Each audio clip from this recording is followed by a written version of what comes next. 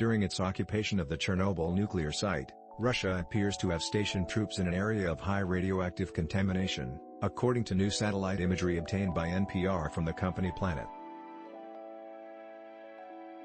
The decision raises the possibility that Russia exposed its own soldiers to potentially unhealthy levels of radioactivity during its month-plus possession of the defunct nuclear facility. Experts say the levels are not nearly enough to cause sudden radiation poisoning, but they could potentially elevate the long-term risks of cancer for the soldiers.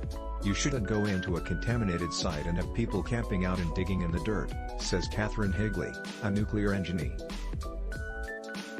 While the risk of developing cancer in the long term remains very, very low, she says it shows Russia's disregard for the well-being of its own troops. Chernobyl was the site of the world's worst nuclear disaster in 1986. A meltdown and explosion spewed radioactive material across the region, and fallout throughout Western Europe. Nearly 40 years after the accident, an exclusion zone, where people are prohibited from living or growing crops, remains in effect around the nuclear plant. The satellite image shows an apparent Russian convoy and encampment in one of the more radioactive parts of the exclusion zone, on the edge of the so-called Red Forest, a region so contaminated by the nuclear meltdown that most of the trees died at the time. The image, dated from March 16, shows the convoy of around 30 vehicles parked on a stretch of road about 3.5 kilometers, 2 miles, west of the ruined reactor. Nearby appears what looks like a small encampment, with berms, trenches for armored vehicles and a tent. Location, 51. 3892, 30. 0479.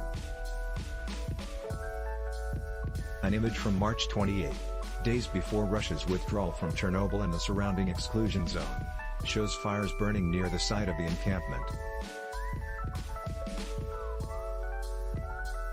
A second image, from March 29, shows that the fire reached the camp and may have destroyed it before being extinguished.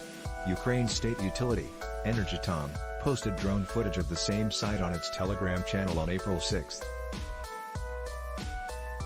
That footage shows the charred area, along with the remains of what appear to be temporary buildings, as well as trenches and sandbag positions on the road.